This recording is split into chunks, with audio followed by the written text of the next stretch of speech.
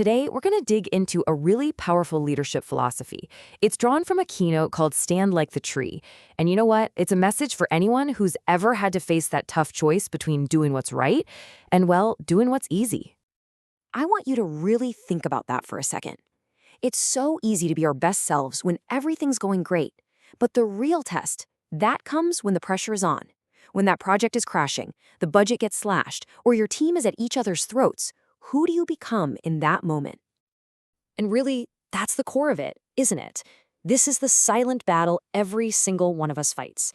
It's this constant, moment-by-moment choice. Are you going to hold the line, guided by your character, or are you going to take the path of least resistance, the path of convenience? To really get what this means, let's jump into a story from the corporate world that just perfectly lays out these two different paths. It's all about one manager who just decided to do things differently. So on one side, you've got the path that's, let's be honest, pretty common. It's the world of shortcuts, playing politics, backroom deals, cutting corners, you know the drill. That's the easy path. But this manager, he chose something different. He chose the rooted path. He deliberately picked principles over being popular, character over convenience, and consistency over all the chaos that comes with taking shortcuts. And you know what happened? People actually made fun of him for it. Seriously.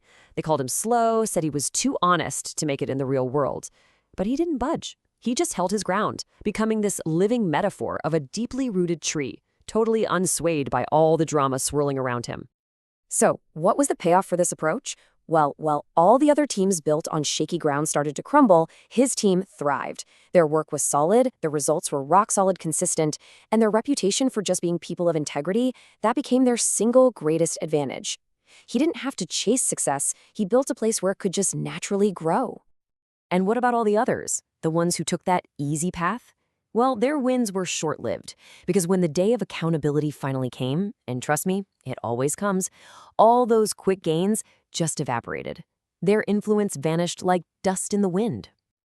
And this whole story, it brings us to a central truth that explains why things turned out so differently for them. It's a principle that goes way beyond just this one manager's story. Challenges, pressure, tough times, that's the wind. It's not a matter of if it's coming, but when. And when that wind starts to blow, it doesn't care about your job title or your latest sales numbers. It tests one thing, and one thing only, the foundation you've built. It tests what you are truly, deeply rooted in. And look, this isn't just some corporate buzzword. This is a life strategy. It doesn't matter if you're leading a Fortune 500 company, a small team, or just yourself. The principle is exactly the same. The kind of success that lasts, the kind that can weather any storm, belongs to those who have deep roots. Okay, so what does it actually look like to be a rooted leader? Well, it kind of boils down to 4 key qualities. 4 things that just inevitably happen when you lead this way. First up, being rooted deeply. This means your foundation, your core, is built on something unshakable. We're talking about your values, your personal truths, the things you just won't compromise on. The wind can blow all at once, but it can't move that foundation. Number 2 is being fed constantly. Think about it. Just like a tree pulls water and nutrients from a stream, a rooted leader pulls strength from their own integrity and consistency. Every honest choice you make, every single time you hold the line, you're feeding your own strength for the next challenge. Third, there's growing quietly. Now, this kind of progress, it isn't loud. It's not about flashy announcements or big, showy wins. It's about steady, undeniable, day in, day out growth. It's the kind of strength that, honestly, people might not even notice until the storm hits, and you're the only one left standing. And that brings us to the final outcome, prospering inevitably. This is the ultimate result, right? You stop chasing success, and you actually start attracting it. Opportunity, trust, respect, all of it starts to flow toward the person who is unshakable, the one who's proven time and time again that they can be counted on.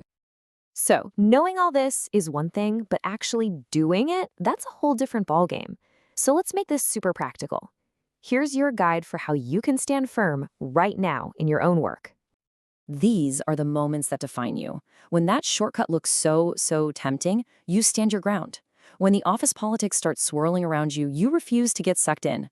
When the little group gathers to gossip, you walk away. And maybe the most important one of all, when you hear that dangerous phrase, "But this is how everyone does it," that is your cue. That is your moment to stand. You've got to remember this. Real power doesn't come from a job title. Your true strength is your integrity, your values. That's the armor that protects you from compromise. And your consistency, just doing the right thing over and over and over again. That's the quiet force that builds unstoppable momentum. Let's just end on that powerful thought. When you are truly rooted, when you flat out refuse to be moved from your core principles, something incredible happens. The world, with all of its chaos and pressure, it eventually learns to move around you. So maybe the question isn't, how can I get ahead? Maybe the real question is, what am I rooted in? Thanks for digging into this with me.